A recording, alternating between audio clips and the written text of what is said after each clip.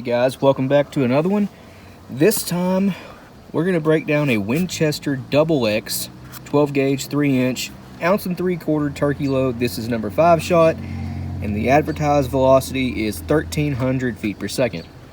I'm doing this at around 7 in the evening. It's starting to get kind of dark outside, so hopefully we can get this done before it gets too dark. Just wanted to do one more while night starting to set in. Everything's calm, quiet. Good time to do this. Giving you a good view of the box. If you want to read anything, just pause it, like always. There's all the warnings. Here's what the shell looks like. No taper at all on this one. All the Winchesters I've been looking at recently have had a taper. This one does not. But it does have the burned in crimp thing, the sealant.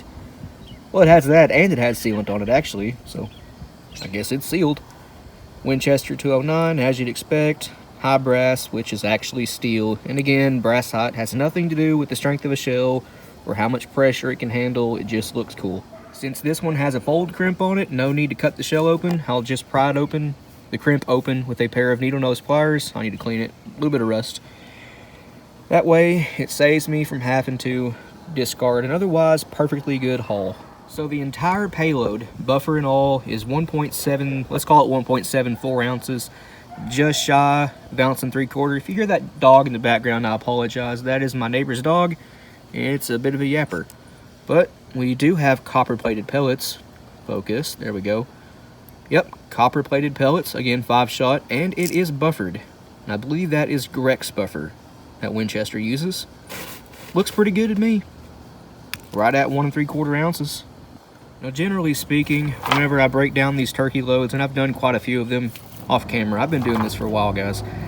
The lead payload weight does not match up to what's advertised on the box.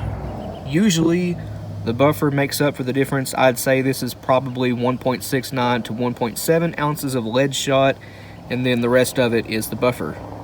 Here's the wad. It appears to be the exact same wad, or at least style of wad, that the longbeard shells use, which I will be doing a video on those as soon as I get some, which shouldn't be that long. The petals on this are actually fairly thin. I apologize for the grainy video. Again, it's getting kind of dark out here. It's actually a lot darker in person than what it looks like on camera, but looks like a longbeard wad to me. So next, underneath the wad, we have a 3/8 inch felt wad.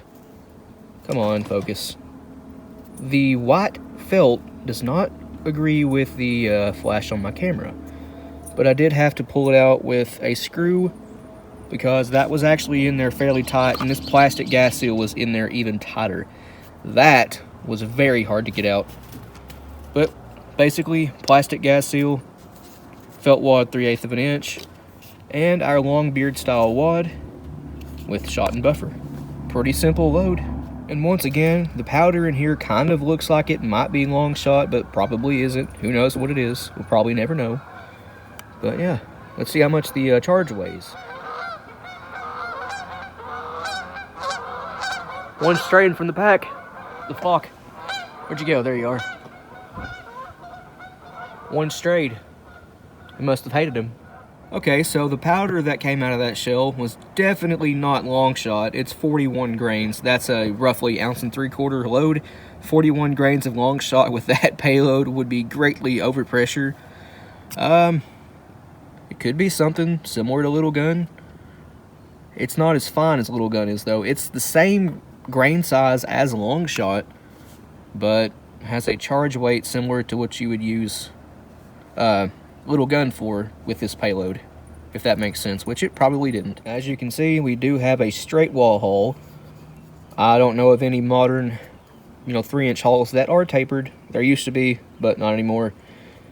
Flat base wad, and it looks like a standard height base wad. The primer is not sticking up above the base wad very much at all, so pretty much standard 3-inch hull.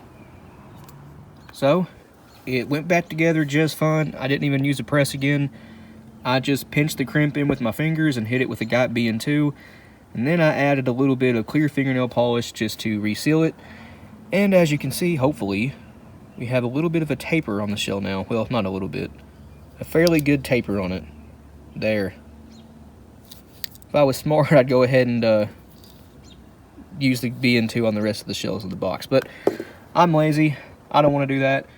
So basically, we learned that these are pretty much Longbeard XRs without the special resin that Winchester uses. I'll go over that whenever I do the Longbeard shell, but pretty much Winchester made their own Longbeard at home. We have Longbeards at home, is what they did. Anyway, guys, this one was pretty cool. It got dark on me, as you can see. Again, it's a lot darker in person, but I think that's going to end this video here. We'll see you in the next one. Thanks for watching.